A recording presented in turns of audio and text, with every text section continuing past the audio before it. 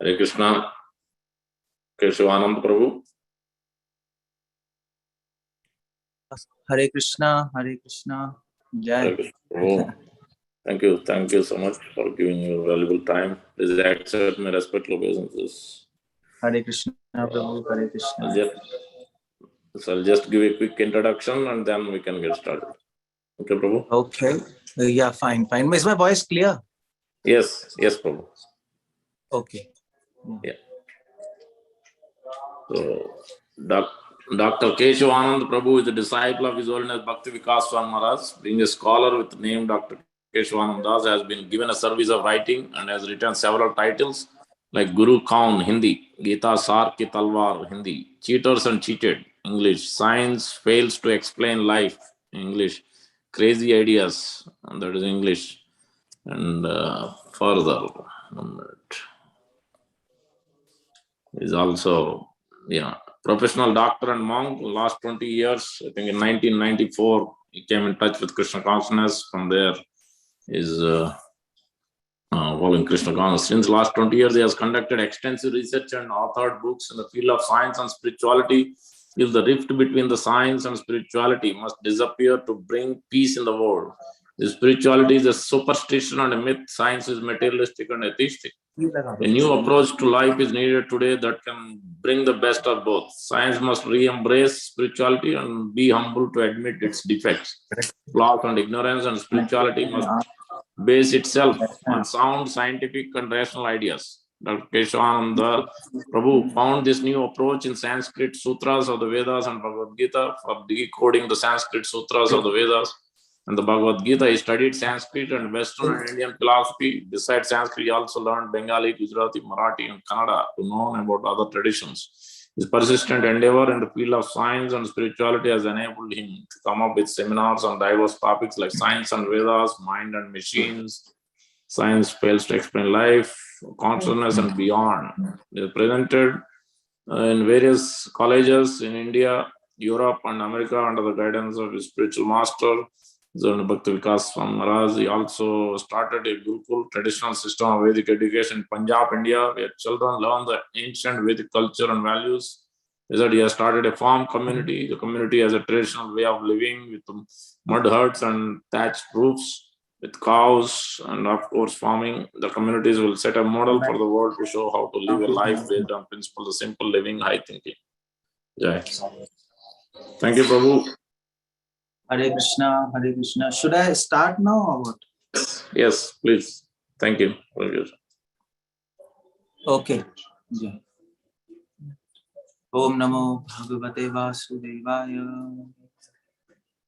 Om Namo Bhagavate Vasudevaya. Namo Bhagavate Vasudevaya. Okay, so हम लोग discuss कर रहे हैं. Oh yeah, I think I have to speak in English. Sorry. So we are discussing. Well, is my voice and picture clear or what? Yes, yes, Prabhu. Yeah. Just means. So we are discussing about Raghunath Das Goswami. Yes. And also Damodar month. That was a topic. So I'll try to combine both and then let's see what we can do about it. Just let me offer obeisances and then I'll begin. Namam Vishnu Padaya Krishna Prishthaya Srimate Bhaktivedanta Swami. Namaste Saraswati Deve Gaurvani Pracharane Vishesha Nagadi Paschadishthaya. Srila Prabhupada ki jai. So we know that we all are well aware. Kartik we are about to enter Kartik, Damodar month. Another Damodar month in our life. We are fortunate to celebrate another month, at least in a lifetime. Next Damodar month, we don't know whether we are there or not, especially in this age of Corona. But at least I hope we all will be able to celebrate this month. Now, the question is why Damodar month, or which is called as Kartik month, is so important for, at least for Gaudiya Vaishnava. I think all Vaishnava, for all Vaishnava communities, especially North India Vaishnava sects, which are Gaudiya Vaishnavism, Nimbark Sampradaya, Vallabh Sampradaya, for all of them, the month of Kartik is very, very important. South Indian Vaishnav Sampradayas, Madhva Sampradaya, Sri Sampradaya, for them it is important, but it's not that important as for Gaudiya Vaishnavas. In fact, our acharyas, they quote about this month. I think in Padma Puran, there is a quote from Padma Puran Uttarakhand. There is a quote that of all days, so actually Krishna is saying this verse. He's saying, of all days, Ekadashi is most dear to me. Of all plants, Tulasi is most dear to me. And of all rivers, Ganges is dear to me. And of all months, Kartik month is very dear to me. Similarly, in Skand Puran and other Puranas, there are detailed descriptions of Kartik month, Damodar month. There are, if you read Hari Bhakti Vilas, written by Sanatan Goswami, there are detailed descriptions how we should celebrate Kartik month, what are the rules and regulations, and so on and on and on. Now, the question still remains, why this month is so dear to Krishna himself? And when it's dear to Krishna, it should be dear to us. So, there's one secret to it, that this month, technically, the name of this month is Damodar month, according to Gaudiya Vaishnava calendar.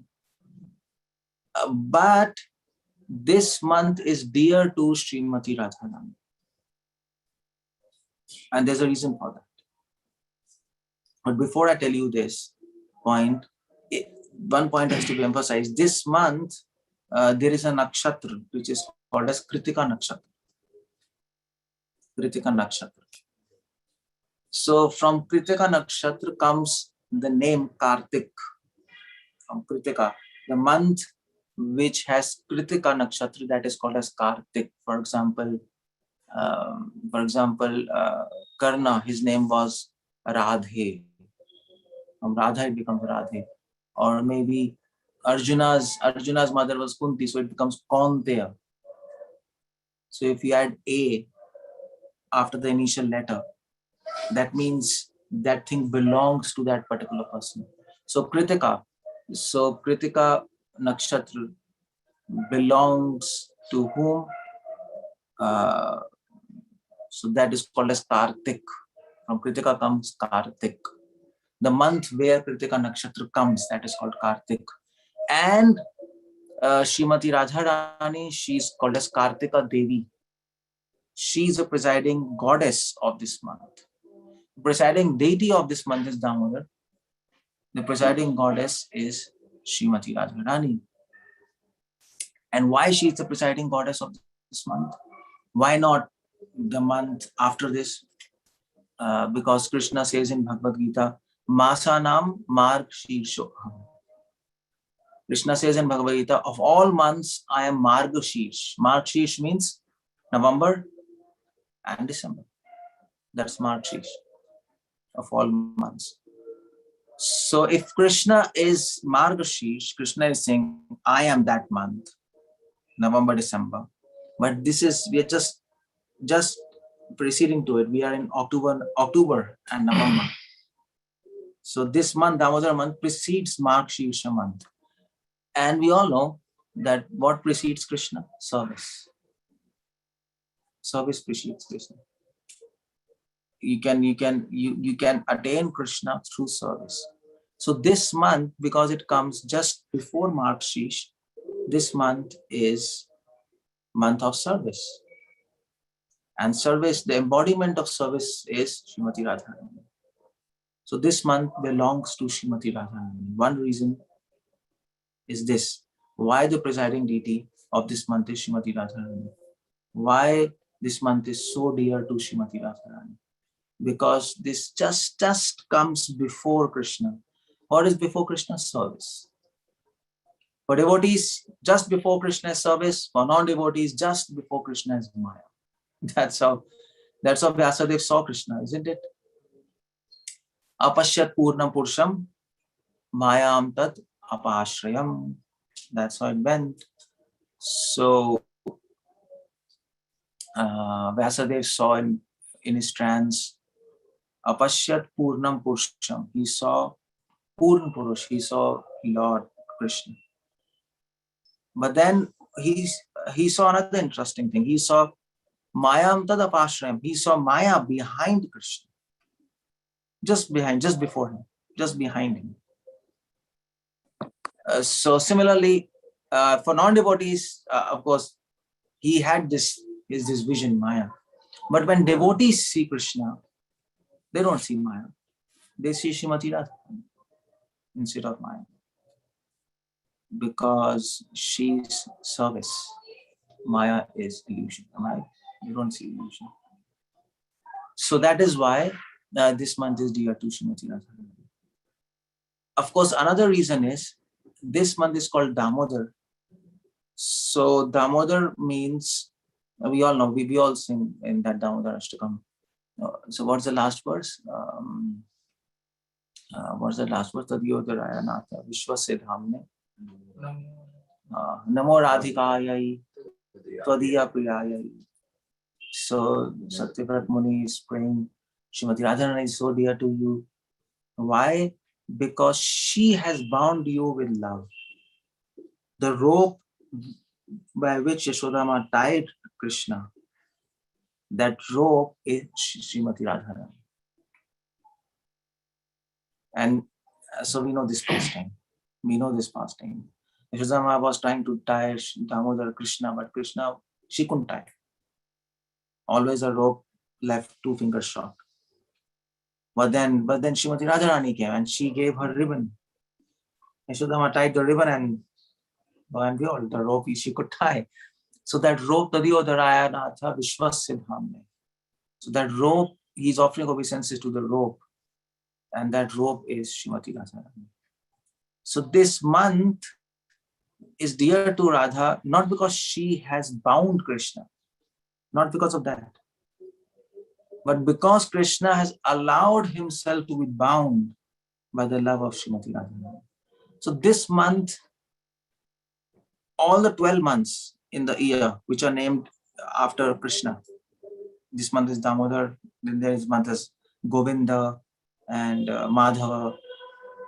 All the names of every month, they actually signify and express one quality of Krishna.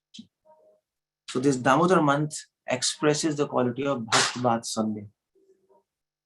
Bhakt Vatsalya means Krishna is very merciful to his or her or to his devotees.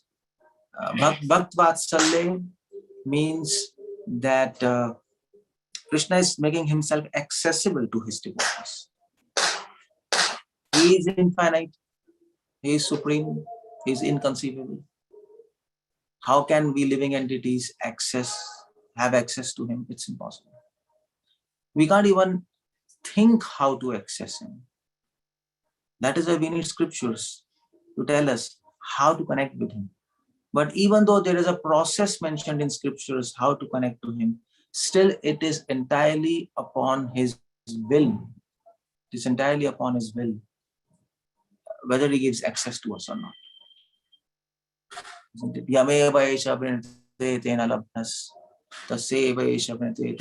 Very famous words from Upanishads.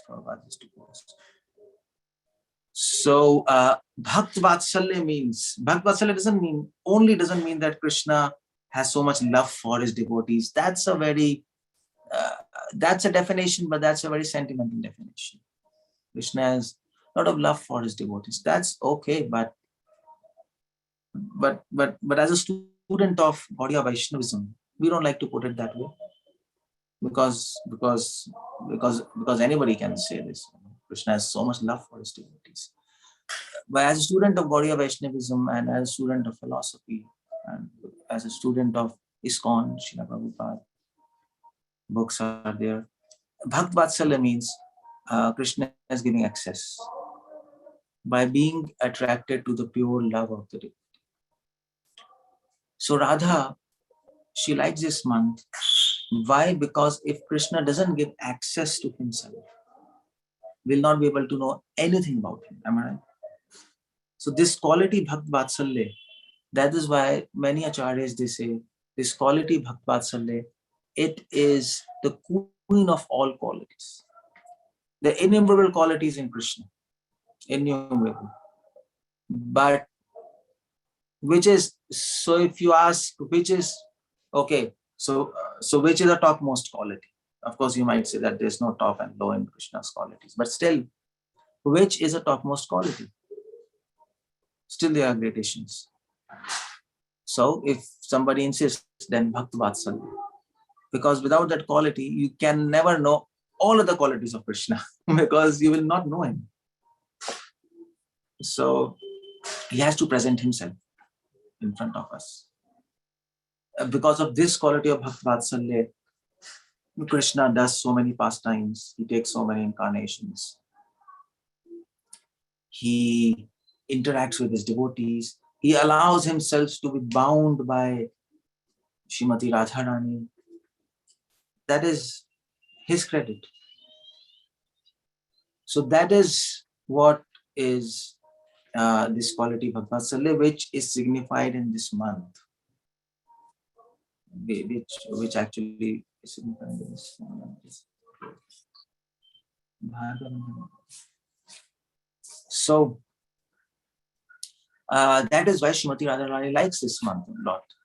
That is why she likes a lot. She likes. That is why she is a presiding deity of this month. And by the way, what we are doing in Kartik month, what we are doing, we are actually celebrating. We are actually praising Srimati Radharani in this month. Just leave it. Actually, I'm in this. So we are actually worshipping Srimati Radharani in this month. Not just Damodar. It is Damodar month, but we are worshipping Radharani. We are pleasing Radharani. This month is dedicated to Srimati Radharani. That's the internal understanding of Damodar month for Gaudiya Vaishnavas. For ordinary man, they worship Krishna. But for Gaudiya Vaishnava, we worship Radha Krishna, especially we worship Radharani exclusively. That is Gaudiya Vaishnavism, Radha Dasyam. Of course, that's very high stuff topic. But that's the goal. That's the goal of life. Radha Dasyam. We are on to become the servants of Srimati Radharani. Or we want to become the servants of Srimati Radharani. Gopi Bhartu Patkam Leo Dasan Udas. Simple. And here comes the role of Raghunath Das Goswami.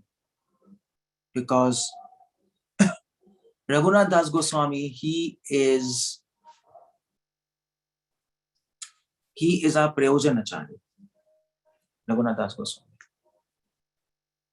Rupa Goswami, Sanatana Goswami is Sambandhacharya. And Rupa Goswami is Abhidhai. And Raghunath Das Goswami is Prayojan. Prayojan means goal. So if you read Raghunath Das Goswami's books, you will understand what's the goal of life. That's the idea. In fact, are we supposed to read his books? That's another topic. He has written books like Stavavli. So one of his most important contribution to Gaudiya Vaishnavism, Stavavli, where he's praying to Radharani and showing what do you mean by Radha Dasyam. But we're not allowed to read that book, by the way. So then what to do? Well, you all read. You have all read what Raghunath Das Goswami has to give to us. We have all read his book. All of us have read his book, if at all we have read. And that book is Chaitanya Charitamrita Antelila. Chaitanya Charitamrita Antelila is all Raghunath Das Goswami's notes. That's it.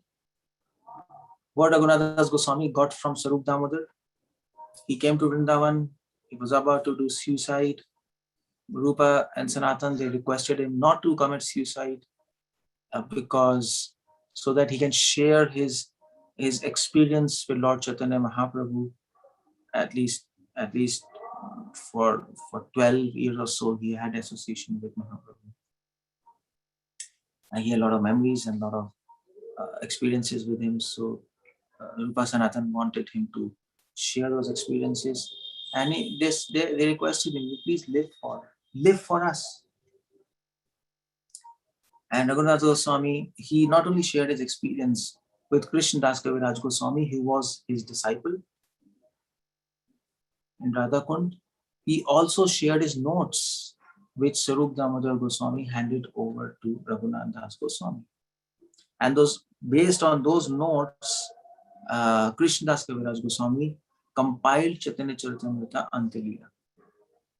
And by the way, in Chaitanya Charitamrita, Antilila is the most important because all of the portions of Chaitanya Charitamrita are in details or in brief explained in Chaitanya Bhagavat, Chaitanya Mangal. That's already done. But of course, there are some extra pastimes in Madhya Lila, but the most important contribution of Chaitanya Charitamrita is Antilila, which is nowhere to be found. And that is Raghunath Das Goswami notes. So actually, Chaitanya Charitamrita Antilila is written by Raghunath Das Goswami. If you really think in a causal chain link manner, he is a source of Chaitanya Charitamrita Antilila. Krishna Das Kaviraj Goswami is simply becoming an instrument to reveal the experiences of Raghunath Das Goswami with Chaitanya. That's how it comes. So we all know what Raghunath Das Goswami has written, and we all read that. It's high stuff, but still we read. Chaitanya Charitamrita Antilila, Prabhupada has published in ISKCON. We have that book. So what's that Antilila all about? Antilila is all about Radha Dasyam. That's all. The goal of our life. But here's the point. What do we mean by Radha Dasyam? That is very controversial issue. What do we mean by Radha Dasyam? It's very controversial. Because if you go in Vrindavan, if you go in Mayapur, people think Radha Dasyam means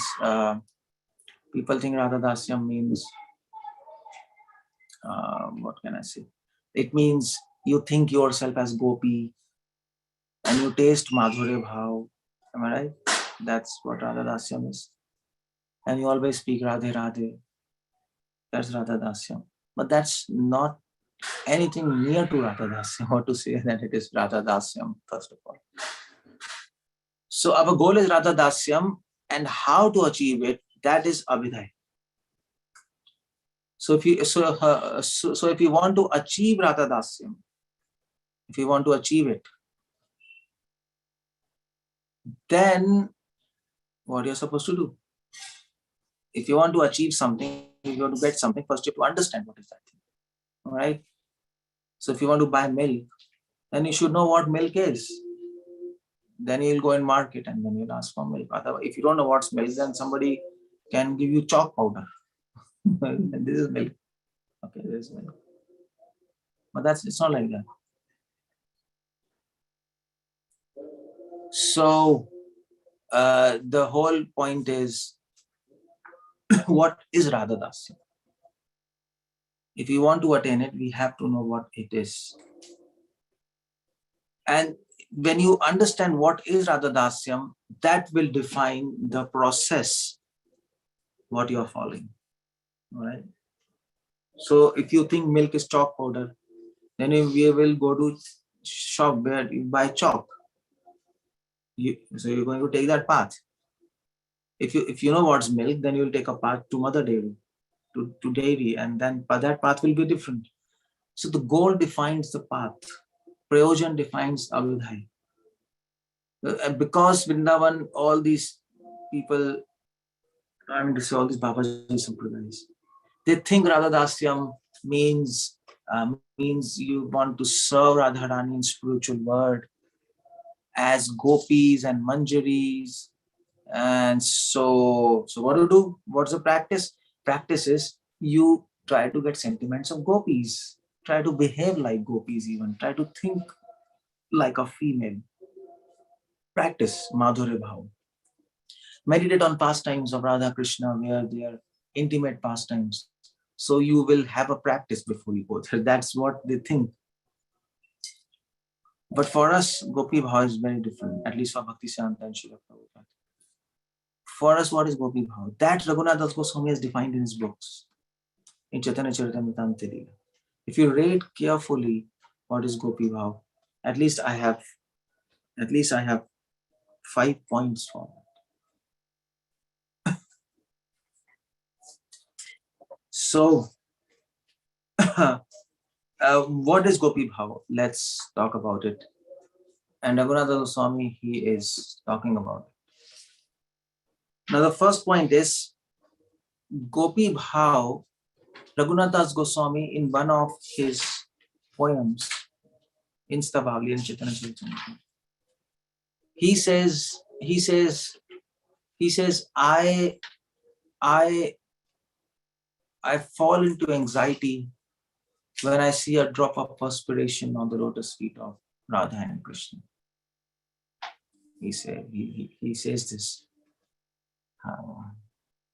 So what that means? Or he says, so there is one prayer in Stavavli also, Radha Panje Ka Sutra, something like that. So of course you don't need to go to Stavavli. If you read Chaitanya Charitamrita, Chaitanya Mahaprabhu is so, if you read all the poems of Chaitanya Charitamrita Leela, or Mahaprabhu is singing, he's so anxious to serve Krishna. That's the whole theme of Leela. And that is called as Gopi Bhav. Gopi Bhav, what Radharani is thinking exactly. That's what you want to figure out. Who is she? She is a goal and object of life. But who is she? If you want to know a person, then you have to know what they are thinking. And not just how they look. A thought defines a person. What is the mood? How do they think? How does Radharani think? What is the mood?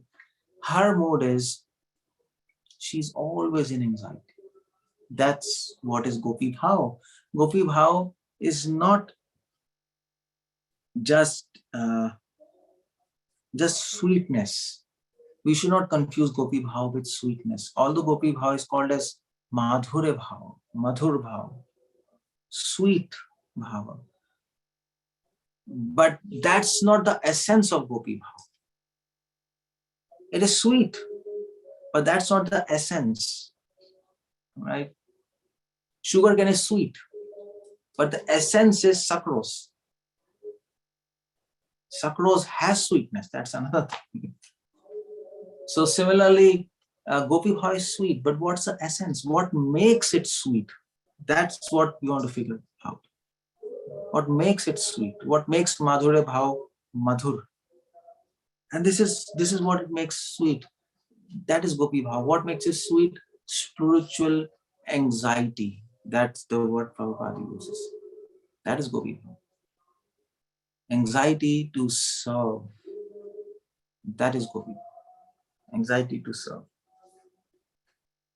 That's very important. Bharat, can you translate to both of them?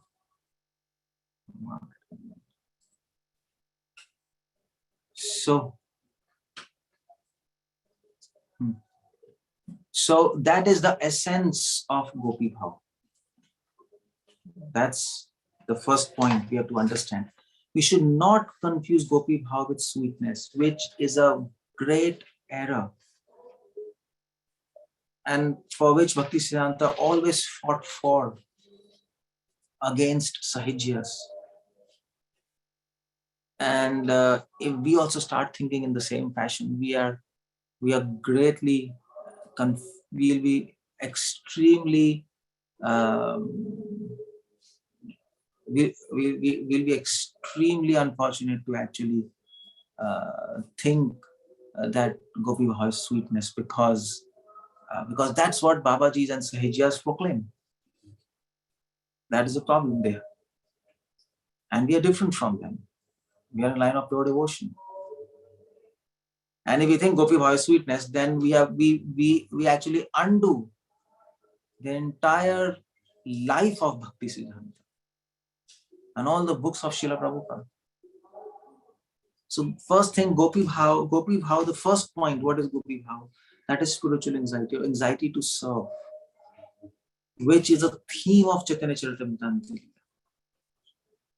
Of course, that's sweet. That anxiety is sweet. That's another thing. But that is anxiety. So that keep this in mind.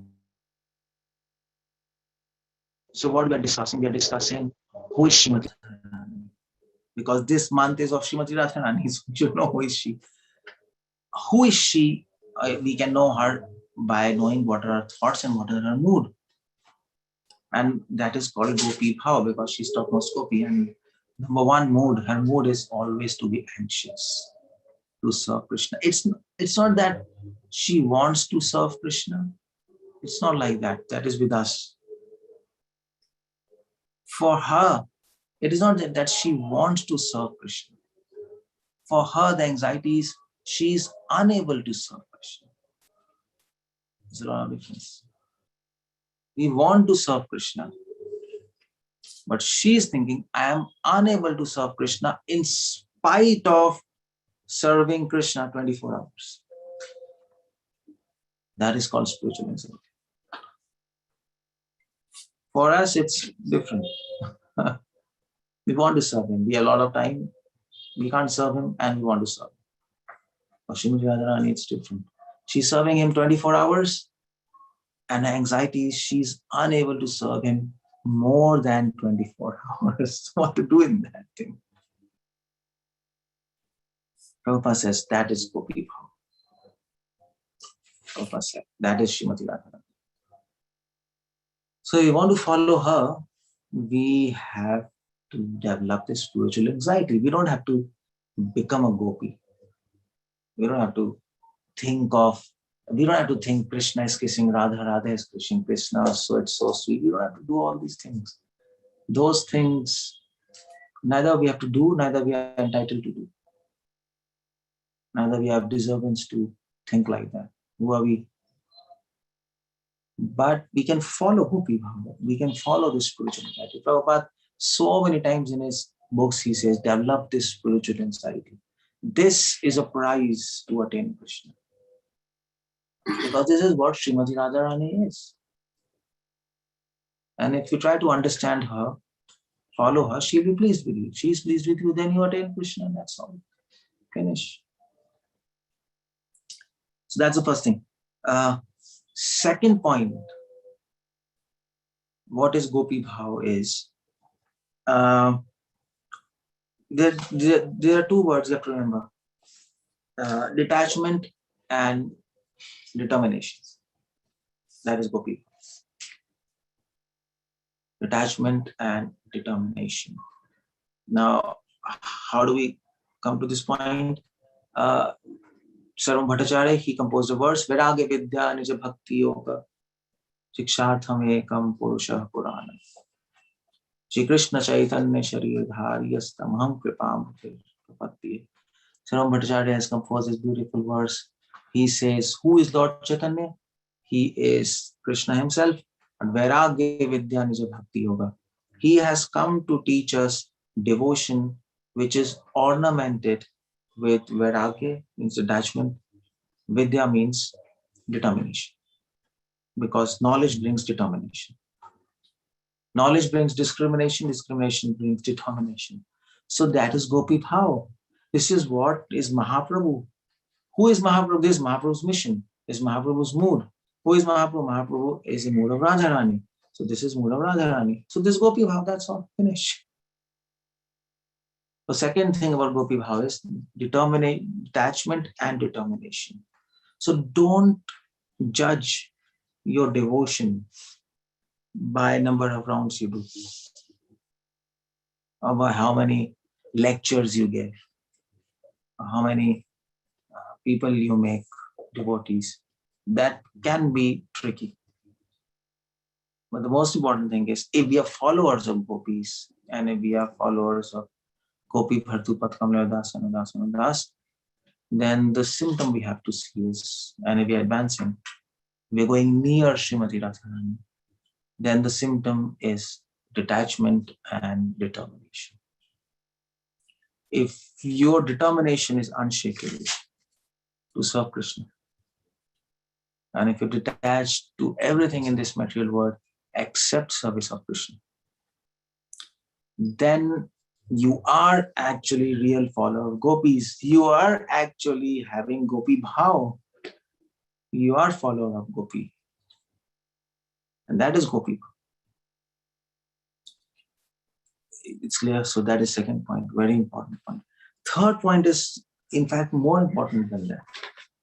Gopi bhav means firm faith in Krishna. Now, why I want to discuss this is because many devotees say, Prabhuji, my mind is disturbed. My mind becomes disturbed. So sometimes through devotees, sometimes through politics, sometimes while chanting, my mind is disturbed. But that doesn't matter, because what matters is not disturbance of mind. What matters is disturbance of faith. That's what matters in the eyes of Krishna. Your mind may be super disturbed, but if your faith is not disturbed, then you are actually you are having gopi bhav. Gopi bhav is means you don't injure your faith. In this material world, there are so many things which can disturb your mind, which can actually weaken your mind, but your faith should not be weakened. If you can do that, then you are real follower of gopis. Bhajante mam dridhavrataha. Faith. So don't worry. Anytime your mind is disturbed, don't worry. If your faith is not disturbed, your faith is as it is, then actually you're advancing. Because mind can be disturbed. There's so many conditions in this material world which can disturb your mind. So many useless people. We are in an atmosphere of disturbance. So what do we expect except disturbance? But faith. So gopi bhav means firm faith. A faith which cannot be disturbed in thousands of disturbances. Even though mind is disturbed. Even though body is disturbed. Body is disturbed by diseases. Mind can be disturbed by situations. But faith is as it is. That's how it goes. So that's gopi bhav. And the fourth point is, what is gopi bhav, by the way? What Srimati Radharani wants? Srimati Radharani wants that her beloved Krishna should be, what they say, should be blessed and should be glorified all over the world. So that's what Krishna wants. That's what Srimati Radharani wants. She should be glorified all over the world. So, he should be glorified all over the world. That is the innermost desire of Srimati Radharani. So what that means? She wants to preach. That's all. Preaching means kirtan. Kirtan means glorification. That's all. Finished. So gopi bhav means preaching. And that is what is Kartik. Kirtida Devi. She is daughter of Kirtida. Kirtida means kirtan. She is born of kirtan. When you glorify Krishna, she is present. She is the power through which you glorify Krishna. That is why Damodar month is also called Urja Vrat. Urja. Urja means energy. She will give you energy to worship Krishna.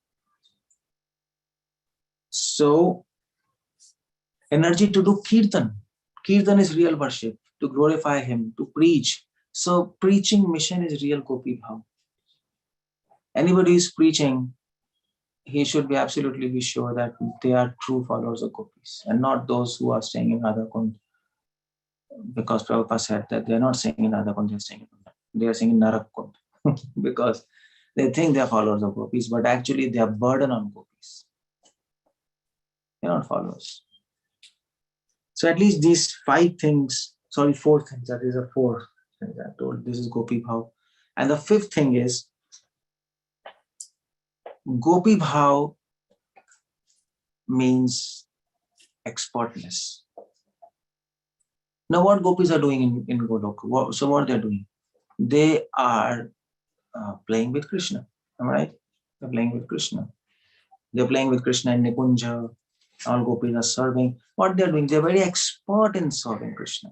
They're expert in making Krishna happy. That's what we sing in the morning. Tatrati Daksha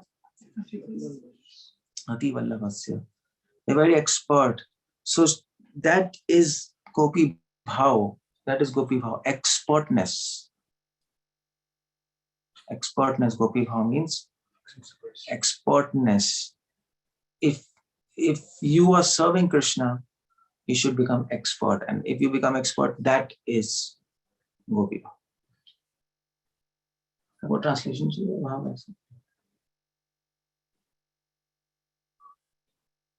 So that is called expertness. So devotees can do service, but if you're not expertly doing service, then you're not follower of gopis. As far as you can, we should make our service refined and fine-tuned as far as possible. Then we are followers of gopis. Gopis are 100% perfect in their service. We are followers, we are not 100%, but at least we should try to become perfect in our services. If you do services mechanically, then that's no fun. That's no gopi. That is the 5th thing. And the 6th thing is Gopi Bhav means surrender. Raghunath Das Goswami was completely surrendered to Sarup Damodar, following authority and surrender. There is no Gopi Bhav without following authority and surrender. So Raghunath Das Goswami, although he's Prayojanacharya, he was completely surrendered to Sarup Damodar Goswami. Mahaprabhu entrusted Raghunath Das Goswami to Sarup Damodar. He surrendered and he followed that authority. So Gopi Bhav is not an independent mentality. Gopi Bhav means surrender. And what do you surrender? Surrender your will to Krishna. That's the whole point. Surrender your will. Although we say surrender your mind, but more appropriate word is your will, because mind carries the will of Krishna. Surrender to his will. Don't entertain your own will. Let his will be accomplished in the heaven and on the earth. No, Christianity, that's a prayer they pray.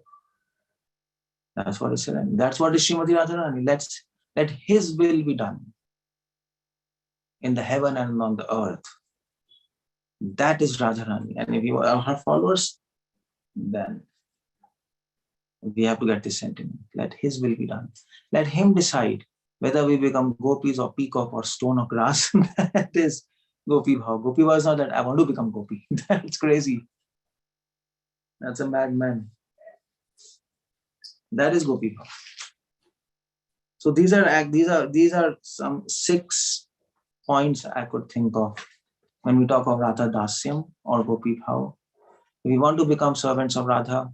We want to please Radha in this month of Kartik. Our whole endeavor should be to understand who is Kartika Devi. It's not just method of singing Damodar Ashtakam. We can say, and I mean to say, we sing Damodar Ashtakam, Krishna and Radha will like it so much.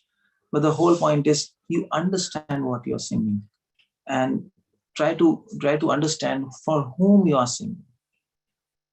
This month is for that. So who is Radha? And if you want to serve Radha, you have to understand who is she. If you want to understand who is she, you have to understand how she thinks, what is her mood, what is her nature. And what is her nature? This, what I've explained, 6 points. She is having spiritual anxiety. She's complete with determination and attachment. She's having firm faith. Her faith never gets disturbed. She's only interested in glorifying Krishna.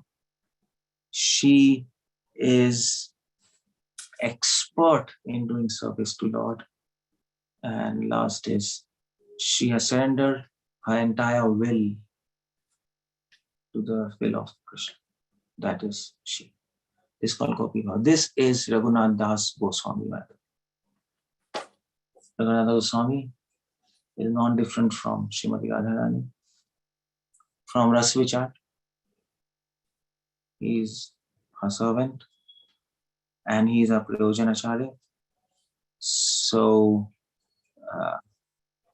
he has revealed to us what is Gopi Bhav. If you look through the eyes of our parampara, this is Gopi Bhav. And Prabhupada embodied it. And what we are doing presently, preaching, that is in fact real Gopi Bhav. That is more pleasing to Radha than any other thing. But of course, there's a point of preaching, and then there's internal cultivation of detachment, determination, spiritual anxiety, all those things. Then we can say we are really doing Radha Dasyam, and then we leave to Krishna the rest of the things. He will decide when to take us in the spiritual world, what's Sarupa, and this and that and that and that. Siddha Pranali and all those things. Those are the gifts, those are the consolations and blessings of Krishna, which he will award to us if we really follow Gopi Bhav as I've explained, as a child of explained. Hare Krishna, Srila Prabhupada ki jai. Thank you. Okay, so I think I'll end up here. Is there any questions? Thank you so much, Dr. Kesavanand Prabhu. It was a very nice summation. You brought the real essence, what Srila Prabhupada and our Lion Guru Srila Bhakti Siddhanta Saraswati Goswami Prabhupada wanted us. You gave us the essence of Untitled Raghunath Das Goswami and Damodar months. Very nice. So, dear devotees, anyone has questions, please raise.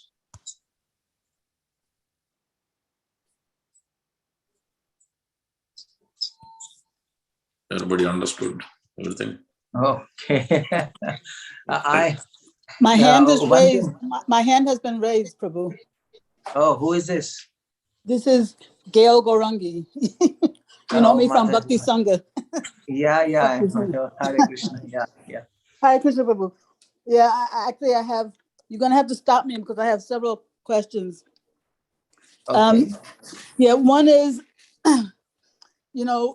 the Gopi Bhav is imbued with detachment and determination, but you seem to have connected knowledge in there. So can you? Okay. The Fine. relationship. Between. It's a good question. You see, there is a verse in Srimad Bhagavatam, Vasudeve Bhagavati Bhakti Yoga Prayojita Janyati Ashu Vairagyam Jnanam Chatat Ahitupam, which is this verse, Srimad Bhagavatam, first canto, second chapter, 7th verse. So there in Bhagavatam, it said, when you do devotion to Krishna, then you get two things: vairagya, detachment, and jnanam, knowledge. And not actually. So that's a sign of advancement in devotion, not sweetness. Because many times devotees might be undergoing a lot of sufferings, at least externally. Or in other words, many times your mind can imagine sweetness. So that's not the point. So there it says detachment, or as I told, Vairagya Vidya Nija Bhakti Yoga. So detachment. Now knowledge, that's the second, Vidya or Jnanam in this verse. Vairagya Vidya and Saram Bhattacharya verse I quoted. Now knowledge means, so what do we mean by knowledge in devotion? That has to be understood. Because knowledge, according to Mayavadis, is speculation about matter and spirit. That's what they do. But for Vaishnavas, knowledge means discrimination. Discrimination between illusion and Krishna, Maya and Krishna. That's knowledge.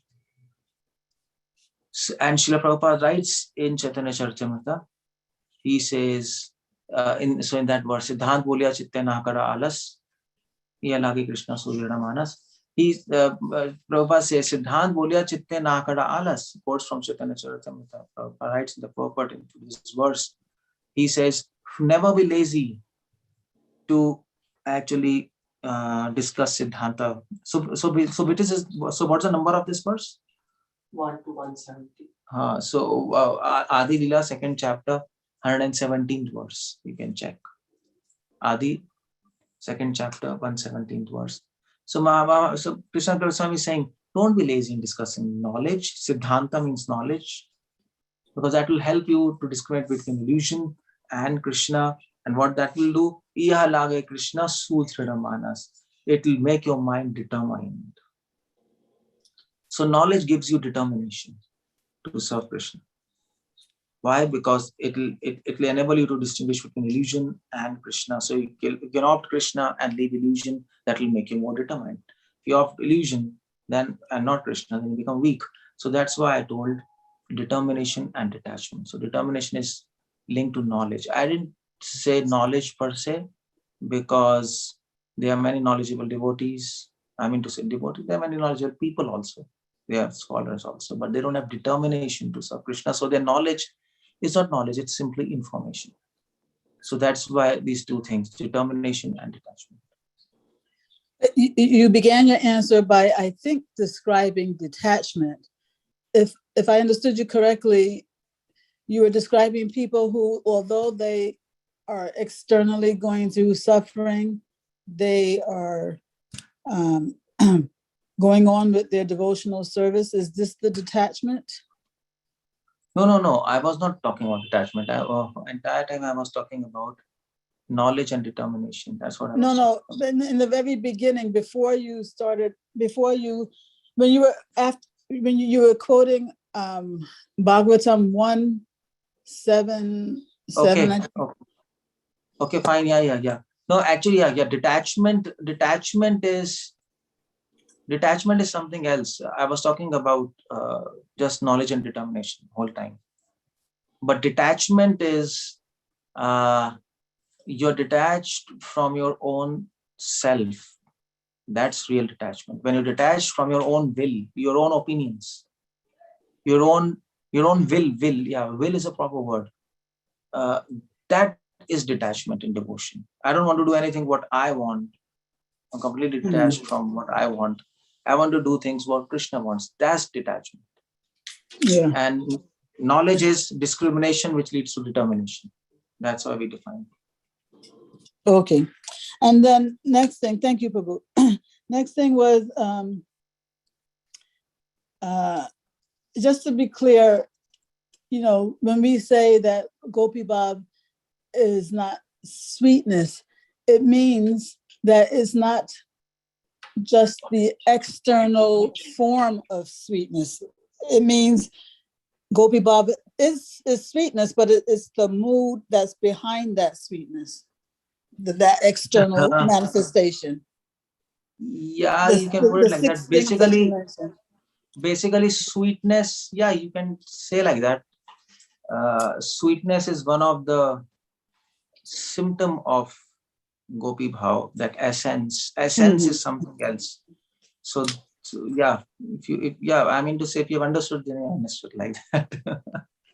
Yeah, I mean, the sweetness is, as you said, the symptom of the 6 things, qualities that you mentioned. Right. Like that. Okay. Another point is the Anjalila, you said is Raghunath Das Goswami's notes, but I think you said that is also Swarup Damodar Goswami's notes, right? Yeah. Raghunath Das Goswami, he was there in Puri with Swarup Damodar. Mahaprabhu entrusted Raghunath Das Goswami under the care of Swarup Damodar. And Swarup Damodar, he used to take notes of daily activities of Chaitanya Mahaprabhu. So when he left this world, he actually entrusted these notes to Raghunath Goswami. So I mean to say, so even before he is leaving of this world, he used to hand over these notes to Raghunath Goswami, and Raghunath Goswami used to actually write it nicely and keep it safely with him, like that. I mean to say, he was taking care of the notes of Saru Damodar. And when he came to Vrindavan, he shared these notes. And of course, he also wrote his own experiences with that. Okay. So yeah. It is a combination of both experiences. Yeah, right. Okay. Then one other, just two other things. One is this, when we say that the students of Gaudiya Vaishnavism, they don't like to say that Bhakti Vatsalya means Krishna loves his devotees. Rather, they like to say that, I think you're saying, they like to say that but Bhakti Vatsalya means that Krishna allows his devotees to know him. Is that the distinction? Yeah. You see, Bhakt Vatsalya in general, Vrindavan, or any lay person, what he says Bhakt Vatsalya means Krishna is so merciful to his devotees. He loves his devotees. That's what is a common parlance, of course. Bhakt Vatsalya. Just like a mother is pouring love on the child, Krishna is pouring love on his devotees. But that's not Gaudiya Vaishnavas like to put it as, because it's a very common man understanding. And if even after reading philosophy, we repeat the same statements, and what's the point? Now, if you why are they not happy with that? Yeah, why? Because that's the point. I'm coming to this point. Why we are not happy with that? Much happy because there is an element of sentimentalism here. It can be mixed with sentimentalism, although it is not wrong.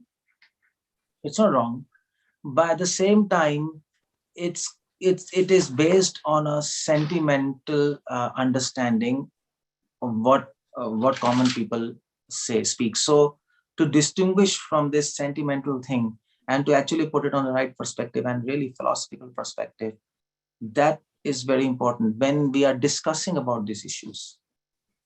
So what we like to say is Bhakt Vatsalya means Krishna is giving access to him, to his devotees. That's how all acharyas define Bhakt Vatsalya. And so it's not just in Gaudiya Vaishnava Sampradaya. It's in Sri Sampradaya, Madhva Sampradaya, all explain like this. Why? Because these statements put this quality of God in a right perspective. So actually, this kind of definition of Bhakt Vatsalya glorifies Lord even much more and in a much more broader terms, rather than saying he pours his love on his devotees. You know why? Because when we say Krishna gives access to his devotees, why is giving access? Of course, because of love. Now, if you say he pours his love on his devotees, then this is very incomplete, because he pours his love, then so what do you mean by that? What do you mean by that he pours his love? Now, general understanding is he pours his love is that means he will help his devotees. I mean to say that's the natural next thought. He will help his devotees when they are in problems and blah, blah, blah. But this kind of thinking leads us into sense gratification. So this line of thinking leads us to Sahajya line of thinking. So that's why devotees do not like this kind of statement much. What we say is he gives access to himself out of the love of his devotees. And this actually broadens the glorification of God. Because why? Because he is so great and we are completely sinful people and we are so nonsense. And he's not obliged to give access to him. But nevertheless, he does. And that is his greatness, that is his magnanimity, that is his audare. So many other qualities get linked and many other qualities are expressed or they blossom forth, let us put like this, when we describe Bhakt Vatsalya as like this. So that is why Gaudiya Vaishnavas, all Vaishnavas, they like to explain in this terms the qualities of God, which will actually broaden his glories more, rather than if we say he pours his love on his devotees. That line of thinking can be dangerous in one sense. Although it's not wrong, but it can be dangerous and it can be very sentimental. And of course, people can say, anybody can say, yeah, Bhagavat Sallam means he pours his love into devotees, but nevertheless, they might not understand anything about God. So it doesn't define anything in real terms. That is why we don't really speak like that. Prabhu, I think to distinguish this sentimentalism from Gaudiya Vaishnava view, I think maybe if you define sentimentalism, because the way you describe Gaudiya Vaishnava, I don't see why that is also not sentimental. I'm not getting the distinction. Yeah, distinction is, you see, distinction is sentimental means which has no philosophical basis. It's a statement because you like it. It feels good. That's all. So it feels good when we think Krishna is pouring love on his devotees. It's not wrong, but it feels good. So if you speak this statement, anybody's going to like it. So, but it doesn't give entrance to his quality of Bhagavat Salli. It doesn't speak anything about God. It just speaks he's pouring love. Now, when we talk philosophy and when we really talk about God, you see, that's why many commentaries are written. Why acharyas write commentaries?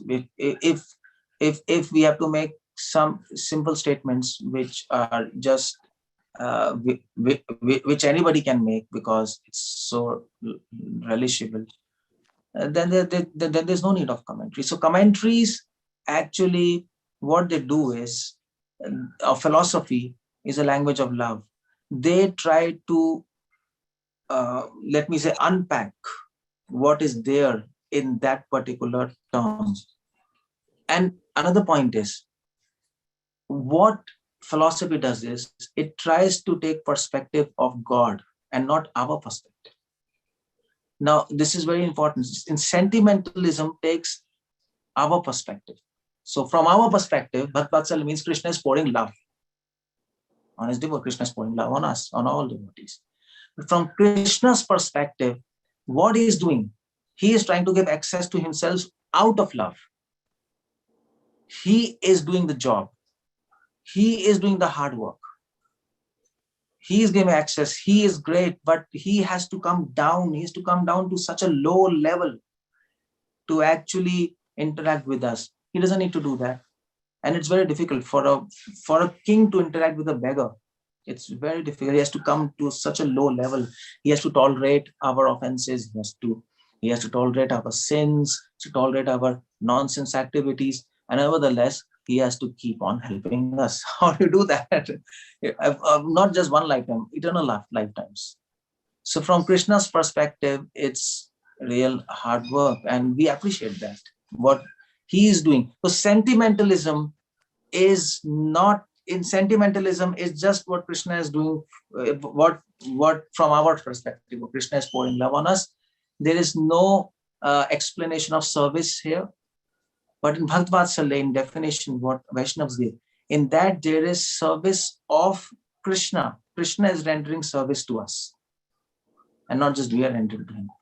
Now, what do we mean? How Krishna is rendering service to us? That is explained in full terms when we explain like that.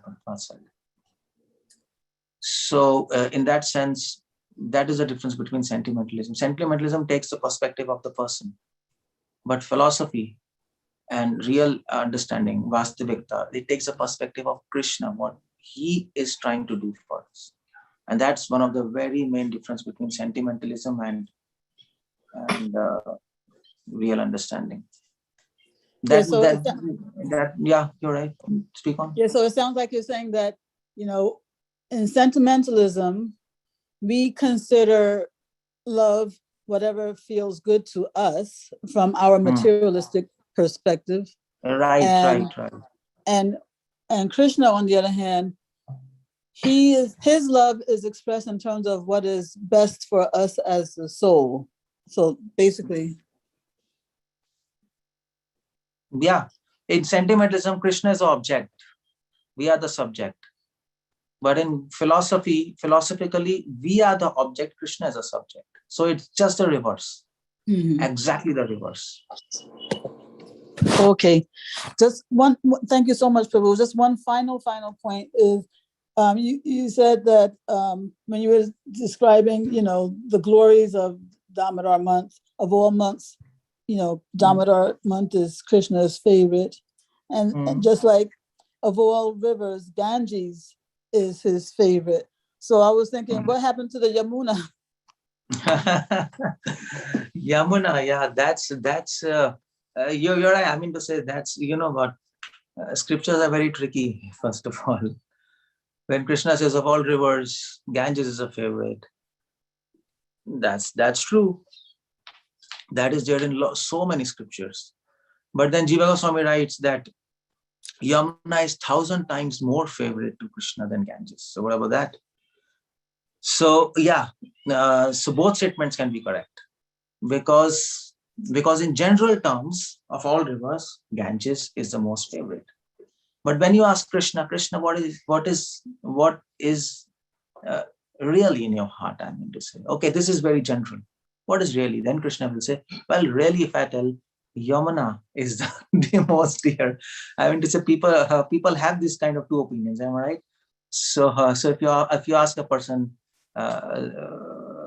whom you love the most, so he will say, I love my parents the most. But then they will say, just don't lie. Really tell me whom you love. Who is your girlfriend? Then is, oh, actually, I love that girl the most. So you see the point? So both opinions can be correct. One is a general opinion, one is a secret opinion. So Ganges is the secret? No. Ganges is general. Yamuna is a secret opinion. That's how it goes. We have a few more questions from others. Okay, Yes. Prabhu, thank you for your very generous allotment of time to me. Thank you. Thank you, Mataji. So Bhakti Ratnakar Prabhu question is there, and then one more Mataji, I think. But her hand is not up. Okay, Bhakti Ratnakar Prabhu, go ahead. All at 10:07. So let's quickly go ahead. Thank you, Prabhuji. Hare Krishna. Thanks so much for giving a totally different perspective of the Gopi Bhav. At least none of these 7 points, I did not realize that this constitutes Gopi Bhav. Really thankful from the bottom of the heart. I just, not a question, Prabhuji. You to mention that Radharani always serves 24 hours. So what are some facts which support that? Because I like to understand, and when we talk to devotees, we like to explain them from that perspective. I'm asking. Like, well, she's I mean still to in say, spiritual anxiety, but you told that she serves 24 hours. And because she had constraints of her family and husband and that, so I want to understand the mood, Prabhu.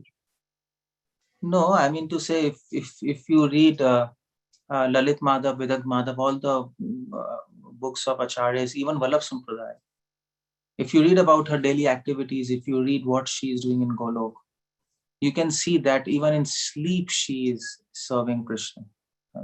That's her. Even when she sees in the mirror, even when she's watching herself, she is serving Krishna through her sentiments, not physically. So when she's away from Krishna, she's serving him through her sentiments. And when she's with Krishna, she's serving through her sentiments and also physically. So in all our pastimes, if we read through philosophy, we see through eyes of philosophy, we'll see that every moment her existence is for service of Krishna. And that is why we need commentaries to these books. So although people read these books in Vrindavan and all these things, and that's the whole point of this, Gaurangi Mataji was asking, sentimental and all those things. If we read through sentimental issue, then it will be story and nice and this and that. But really, if you read through Gaudiya Vaishnava, lens of Gaudiya Vaishnava philosophy, you'll see every moment she's serving and she's having spiritual anxiety. That's what is the role of commentaries. They bring out this point. So it's like, it's like obvious if anybody has read these books. It's like really obvious in that sense. Thank you, Prabhuji. That's what I wanted to know about Yeah. those artifacts that which support that. Yeah. Thank you, Prabhuji. Thank you. Yeah, Hare Krishna. So, so one thing I just wanted to add here. So if somebody's here on this forum, like so I think Anu Mataji or somebody will be there. So you can type my website is there, kesavanandmedia.com. I don't know, kesavanandmedia.com, kesavanandmedia.com. You can visit that. There are articles and videos and other things. And of course, if you want to, so my video channel is also there, which is Keshav Anand. What's that video channel? Keshav Anand Media. Yeah, so if you go on YouTube, just type Keshav Anand Media. And my YouTube channel is there. There are many videos. Like you're asking this question about what is exactly Radharani, how she's serving. There are many lectures on this topic also. I've addressed this. So you can have a look. Kesavanandmedia.com or Kesavanand Media on YouTube. So yeah, just I wanted to make this point, because devotees might be having other questions. You can have a look there. Thank you very Anyway, much. yeah, so That helps a lot. Yeah, I'll definitely refer to those. yeah, Hare Krishna. Thanks for Thank you. a very enlightening lecture, Prabhuji. Thank you, Prabhu. Prabhu, before we conclude announcements, one thing we want to ask, science and spirituality. Maybe, can you mention something on that topic? Your specialty is that, so I didn't know before. Otherwise, topic would have been that. Yeah. If you can mention a few things on that, that will be nice. Yeah, actually, you know what? So I visit America every year, and there my service. So my service is actually preaching to scientists. That's what I do, because profession I was a doctor and I was doing research in genetics. So I know these things. So in service of Srila Prabhupada, I do that. And on that behalf, I have presented many seminars on science and spirituality, like, for example, on consciousness. And so what is consciousness, for example, and how concept of consciousness is mentioned in Vedas.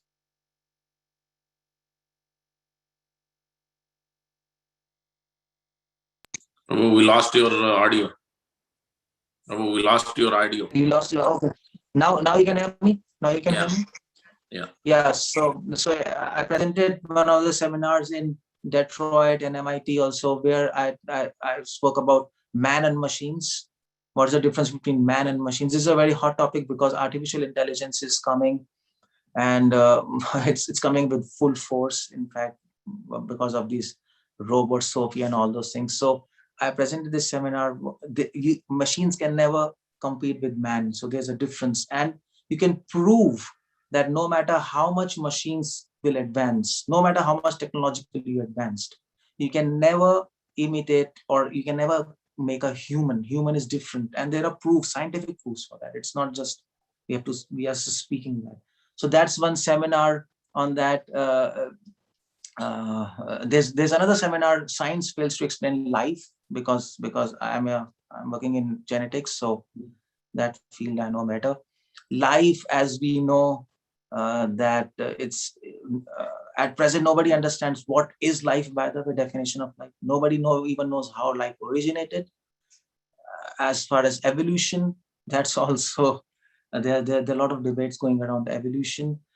And what is the opinion of Vedas on this? That's my take, science and Vedas. I have a site, scienceandvedas.com, and also YouTube channel.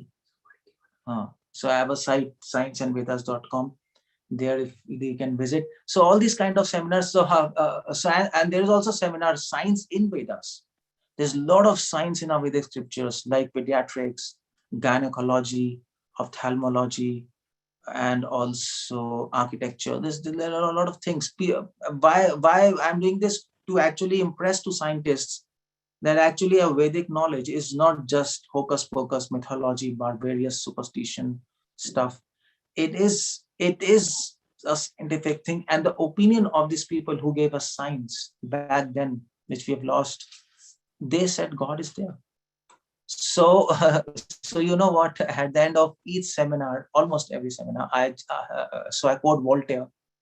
Voltaire, he was a big shot in his British. So he said the West took everything from the bank of Ganges. They took everything from the bank of Ganges, but they left one thing, that is God. They left him. So because we know Aristotle and all Plato and all these people, they actually came to India, or they had access to India or Indian literatures. In fact, the whole Western science is based on the Hebrew translations or Greek translations of Arabic works, or works of Mohammedans in the golden age of Islam, whatever it is. And those Arabic works are based on Sanskrit works in India. So at the time of Ashoka and all these people, Nalanda and Takshila University. So there was a transfer of knowledge from East to West, which is actually not being told to us. And that's why Voltaire said, they took everything from the bank of Ganges except God. So these things I'm trying to do, and I present these seminars. Students appreciate this. It's a new thing, and that's my expertise, by the way. And then there are many other things I keep on doing like that. Thank you. Thank you so much, Prabhu. So maybe we can have a next discussion on that topic. So thank you. Vancha kalpatarubhyascha kripasindhubhayavacha patitanam pavanebhyo Vaishnavibhyo namo namo. Thank you so much, Prabhu. Patitanam pavanebhyo Vaishnavibhyo namo. Hare Krishna. Devakinanda Prabhu, you want to say something? Announcement.